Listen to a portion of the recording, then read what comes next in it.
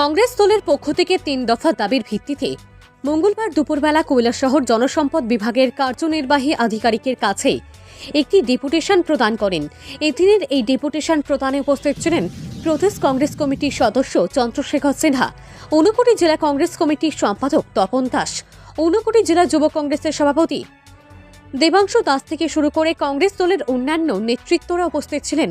এই ৩ দফা দাবিগুলির মধ্যে উল্লেখযোগ্য দাবি হল শহর এলাকার সমস্ত জল নিষ্কাশনের পাম্প মোটরগুলি সংস্কার করতে হবে, বাঁধে সংস্কারের কাজ করতে হবে সহ আরও ইত্যাদি দাবিতে এই দিনের এই ডেপুটেশন দেওয়া হয়।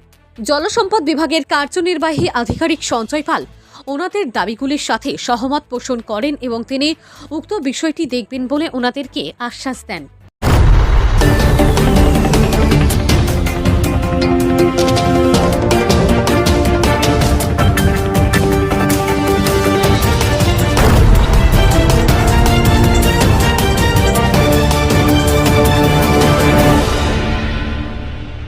একচুয়ালি আজকে আমরা তারকুল্লের একজনকে অফিসারের কাছে আমরা এখানে দেখা উদ্দেশ্য আমাদের বিশেষ করে লক্ষ্যে ছাড়া খুব পারে যারা আমরা খালে যেভাবে আমরা তাকে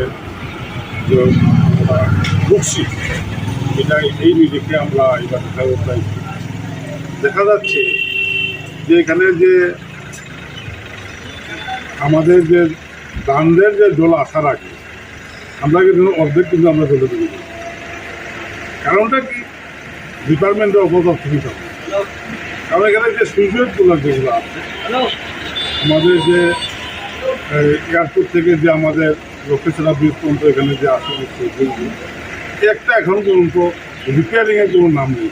যেদিন থেকে তৈরি করা হয়েছে ওই দিন থেকে তেরা মেলায় আর জল বাড়লেই জল ঢুকে যায়, অল্প অল্প দিচ্ছে সব দিচ্ছে ড্রপস অফ ওয়াটার, এক কোটা জল সাগর হয়ে যায়। কিন্তু এই যে সুইচ গেটের দিকে জল ঢুকতে উঠতে বান ভাঙা লাগে না, এইটাই তো ফ্লাড হয়ে যায়। সোনামুড়া টোনামুড়া এইদিকে অনেকগুলো জায়গাতে পূর্ব দুর্গাপুর আমরা এই যেটা আমরা এই নিরিখে আমরা কথা বলছিলাম যে বর্তমানে যে একজন ইঞ্জিনিয়ার আছেন উনি তো খালি মুখেই খালি কথা, মানে কাজের কর্মে আমরা কিছু দেখতে আসি। আমরা মনে করি এটা এই সমস্ত অপদার্থ একজন ইঞ্জিনিয়ার এরা এখানে থাকার ফলে আমাদের কাজ তো কিছু হইতে হবে। তারা খালি চেয়ারটা খালি দখল করে বসাটা খালি চুপচাপ, পাবলিকের দিনও কিছু কাজ করতে চাইতো, কারণ ওনাদের মেনটেন্যান্সের জন্য টাকা পয়সা আছে। এইগুলো তো কোনো ন্যূনতম শিশুর তৈরি করতে পারে। আমরা বলে দিন আপনার চেয়ারগুলো দখল করার কোনো মানে নাই, আপনি সারিয়ে দেন। এই থাকিয়ে যদি পাবলিকের কাজ যদি না করতে পারেন এই চেয়ার থাকে কী লাভ আছে? আপনি ছাড়িয়ে দিয়ে যান গিয়া, অন্য লোক আসো, কাজের লোক আসো। আপনি কৈলাসহর বা সেইখানে আপনি কৈলাসহর মানুষ হিসাবে আপনি এখানে কাজ করতে আসবেন, কিছু কাজ তো কিছু করেন না, চেয়ারগুলো দখল করার লাভ আসেনি। কইছি আপনার মতো অপদার্থ কেউ কোনো একজন যদি এখানে আইসে থাকে কইছিও না। এখন যাই হোক, ওনাকে আমরা রিকোয়েস্ট করছি যে আপনি ব্লাড সব বাদ ভাঙ্গার আগে তো আমরা যে ফাঁকতে হয়ে যায়, আপনি কমসে কম আপনার কাছে মেনটেন্যান্সের টাকা দিয়ে সুযোগগুলো বন্ধ করার চিন্তা আপনার করেন। এবং ওনাকে আমরা রিকোয়েস্ট করছি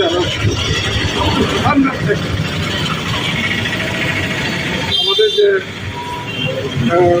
আমাদের কি বলে রিজার্ভ পর্যন্ত আপনারা রিজার্ভ পর্যন্ত যে আমার বানটার যে আছে শুধু একদিকে না দুই দিকেও, আমাদের হাওড়ার দিকেও আছে, দুই দিকে যাতে তারা এস্টিমেট করার পরে একটা কপি আমাদের এমএলএ বিবেচনার কাছে যোগ, লোকাল মন্ত্রীর কাছে তারা যোগ, তারপরে একটা বিধানসভা তারা একটু উঠাও উঠানোর পরে যে কাজটা যাতে হয়, কারণ লোকাল মন্ত্রী তো এখানে দৌড়াদৌড়ি করে, ওনাদের কাছে কপি দেওয়া হোক এবং আমাদের এমএলএ সাহেবের কাছে দেওয়া হোক, বিধানসভাটা উঠাও এবং উঠানোর পরে যাতে কাজগুলো ত্বরান্বিত করা হয় যায় এই ফ্লাড কন্ট্রোল, এটা আমরা আশা করি, ওনাকে আমরা বলছি।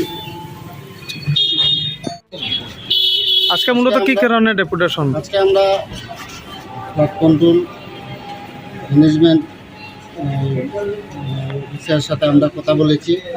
আমাদের বিগত কয়েক বছর যাবৎ আমাদের লক্ষ্মীছড়ার ব্রিজের ওপারে নদীর জল যখন বাড়ে আমাদের সুইচ গেটগুলো দিয়ে জল ঢুকার পরে আমাদের নদীরা ফ্লাড হয়ে যায়। তাই আমরা ইমিডিয়েটলি আপনার সুইচ গেটগুলো করুন এবং বাঁধের যেগুলা বাঁধে প্রবলেম আছে এগুলো আপনি ইমিডিয়েটলি মেনটেন্যান্সের কাজ করব উনি কি বলেছেন আপনাদের? বলে আশ্বাস দিয়েছেন, বলেছেন অনেকগুলো বলে টেন্ডার হয়েছে। হ্যাঁ, যদি টেন্ডার হয় তাহলে কেন কাজ হচ্ছে না? হ্যাঁ, তাহলে আপনারা ইমিডিয়েটলি আমাদের সুইচ গেটগুলো যাতে ইউপিদের মানুষগুলো যাতে আতঙ্কে না থাকে, বর্ষাটা আসলেই ইউপিদের মানুষগুলো আতঙ্কে থাকে। তাই আমি ইমিডিয়েটলি বলছি আপনি এগুলা মেনটেন্যান্স আছে সুইচ গেটগুলো, এগুলা যাতে আপনি বন্ধ করুন এবং মেনটেন্যান্সের কাজ করুন।